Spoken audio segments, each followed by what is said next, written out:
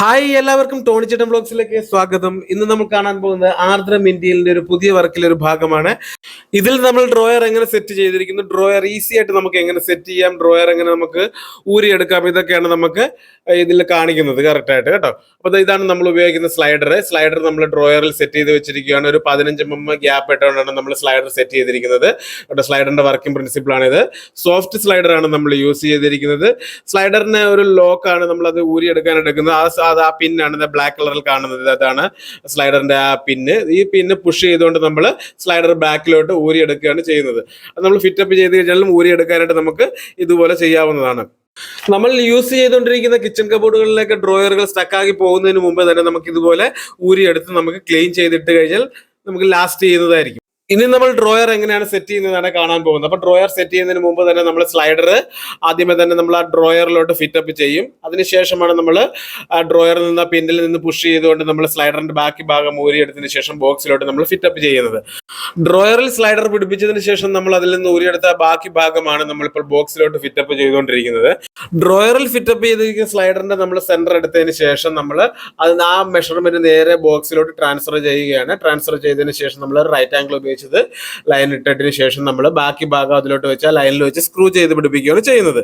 Slider പിടിപ്പിക്കുമ്പോൾ നമ്മൾ നോക്കേണ്ട കാര്യം എന്ന് വെച്ച് കഴിഞ്ഞാൽ ബോക്സും നമ്മുടെ ബോട്ടം പോർഷനും തമ്മിൽ ചെറിയൊരു ഗ്യാപ്പ് ഉണ്ടായിരിക്കണം, എന്നാലേ നമുക്ക് ഈസി ആയിട്ട് മൂവ് ചെയ്യത്തുള്ളൂ. അപ്പൊ അതുകൂടെ നോക്കിക്കോണം.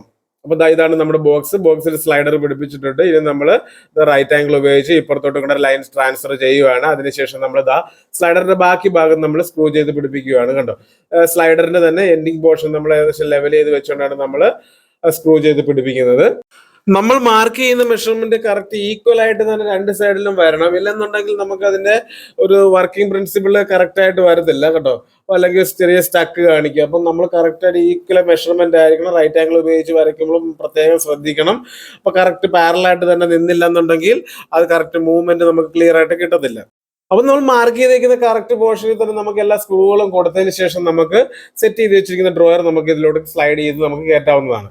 സ്ക്രൂ എല്ലാം കൊടുത്തതിന് ശേഷം നമുക്ക് ഡ്രോയർ നമുക്ക് സ്ലൈഡ് ചെയ്ത് കയറ്റാം. അപ്പൊ അതിനായിട്ട് നമ്മൾ ഫീമെയിൽ പാർട്ടും മെയിൽ പാർട്ടും പോലുള്ള പോർഷൻസ് ആണ്. അപ്പൊ അത് നമ്മൾ അതുപോലെ നമ്മൾ കറക്റ്റ് ആയിട്ട് തന്നെ രണ്ട് സൈഡിലും വലിച്ചിട്ടുണ്ട് നമ്മൾ തള്ളി വെച്ച് കയറ്റുകയാണ് ചെയ്യുന്നത്. സ്ലൈഡർ കണ്ടോ, ഒരു 1/4 ഭാഗം ആകുമ്പോൾ തന്നെ അകത്തോട്ട് കയറി പൊക്കോളം. കണ്ടോ, അത് സോഫ്റ്റ് സ്ലൈഡർ ആയതുകൊണ്ടാണ് നമുക്ക് അതുപോലെ ഈസി ആയിട്ട് മുന്നോട്ട് പോകുന്നത്.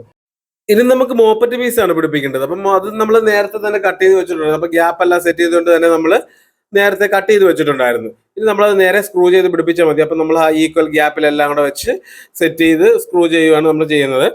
ഇനി നമുക്ക് ഇതിൽ മൈക്ക് ഒട്ടിക്കാനുണ്ട്. അതുകൊണ്ട് നമ്മൾ സ്ക്രൂ ചെയ്യുന്നതുകൊണ്ട് കുഴപ്പമൊന്നുമില്ല. സ്ക്രൂ എല്ലാം അകത്തായിട്ട് പൊക്കോളൂ. അതുകൊണ്ട് ധൈര്യമായിട്ട് നമുക്ക് സ്ക്രൂ ചെയ്യാവുന്നതാണ്. ഇത്രയുള്ള ഡ്രോയർ സെറ്റ് ചെയ്യുന്നതിലൊക്കെയുള്ള കാര്യങ്ങൾ. അപ്പൊ നമ്മുടെ വീട്ടിലേക്ക് ഒരു ഡ്രോയർ കംപ്ലൈന്റ് ആയി പോയി കഴിഞ്ഞാൽ നമുക്ക് തന്നെ പുതിയത് വേണമെങ്കിൽ നമുക്ക് പിടിപ്പിക്കാവുന്നതേ ഉള്ളൂ. അതുപോലെ തന്നെ നമുക്ക് അതിന്റെ സ്ലൈഡർ കംപ്ലൈന്റ് ആയി കഴിഞ്ഞാൽ നമുക്ക് റിമൂവ് ചെയ്തതിന് ശേഷം പുതിയ സ്ലൈഡർ മേടിച്ച് നമുക്ക് ഉപയോഗിക്കുന്നുണ്ട്. അപ്പൊ സ്ലൈഡർ ഉപയോഗിക്കേണ്ടത് എങ്ങനെയാണ് നമ്മൾ നേരത്തെ പറഞ്ഞു, എന്നാലും ഒരിക്കൽ കൂടി കാണിക്കുകയാണ്. സ്ലൈഡർ എങ്ങനെയാണ് അഴിക്കുന്നത് കണ്ടല്ലോ. ആ ചെറിയ പുഷ് ബട്ടണിൽ ഞെക്കിയതിന് ശേഷം നമ്മൾ ഇതാണ് സ്ലൈഡർ തിരിച്ചിടുമ്പോൾ നമുക്ക് ഇത് കണ്ടോ, ഇങ്ങനെയാണ് കാണുന്നത്. ഇതാണ് എന്റെ വർക്കിംഗ് പ്രിൻസിപ്പിൾ. ഇതാണ് ഹൈഡ്രോളിക്, അതിന്റെ വലിച്ചുകൊണ്ട് പോകുന്ന ഡ്രോയർ വലിച്ചുകൊണ്ട് പോകുന്ന ഭാഗമാണിത്. ഇതിന്റെ അകത്താണ് തുരുമ്പൊക്കെ കയറി കഴിഞ്ഞാൽ പെട്ടെന്ന് ഡാമേജ് ആയി പോകുന്നത്. അതുകൊണ്ട് നമ്മൾ ഇടയ്ക്കൊക്കെ ഒന്ന് അഴിച്ച് ക്ലീൻ ചെയ്ത് കഴിഞ്ഞാൽ നല്ലതായിരിക്കും. അതുപോലെ തന്നെ നമുക്ക് ഇടയ്ക്കൊക്കെ ഇച്ചിരി എണ്ണയോ ഓയിലോ ഒക്കെ ഒഴിച്ചു കൊടുത്താലും നല്ലതായിരിക്കും. അപ്പൊ ഇതൊക്കെ നമുക്ക് ഒഴിക്കണമെന്നുണ്ടെങ്കിൽ ഇതൊന്ന് ഊരാനായിട്ട് നമ്മൾ അറിഞ്ഞിരിക്കണം. അപ്പൊ ഊരുന്ന എങ്ങനെയാണെന്ന് നമ്മൾ കണ്ടല്ലോ. ആ ബ്ലാക്ക് കളറിൽ കാണുന്ന പിന്നാണ് നമ്മൾ ഊരാനായിട്ട് ഉപയോഗിക്കുന്നത്. കണ്ടോ, ആ ലോക്ക് ആകുന്നതും ആ പിന്നിൽ തന്നെ നമ്മൾ പുഷ് ചെയ്തുകൊണ്ട് നേരെ ബാക്കിലോട്ട് വലിച്ച് ഡ്രോയർ ബാക്കിലോട്ട് വലിച്ചു കഴിഞ്ഞാൽ നമുക്ക് ഊരി എടുക്കാവുന്നതാണ് ഈസി ആയിട്ട്.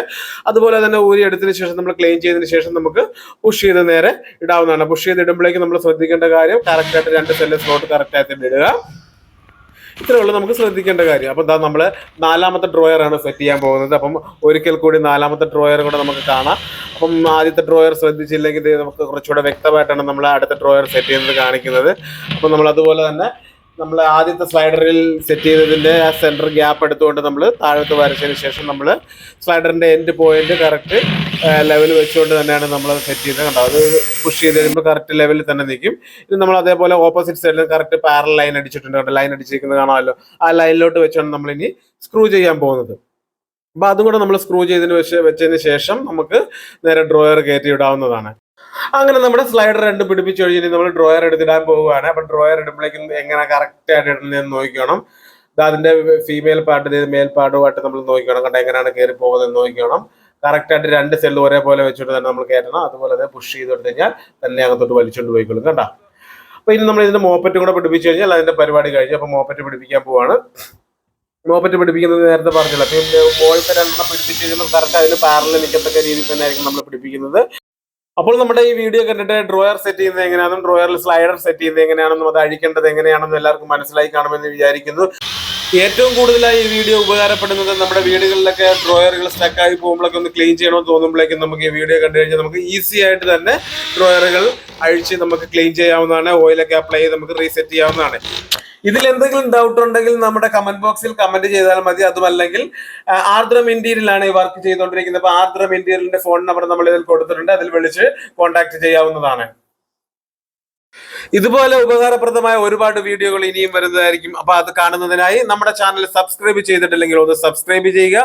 പിന്നെ ബെൽ ബട്ടൺ അമർത്താൻ മറക്കരുത്. അടുത്തൊരു അടിപൊളി വീഡിയോയുമായി ടോണി ചേട്ടൻ വ്ലോഗ്സ് വീണ്ടും വരുന്നതായിരിക്കും. നന്ദി.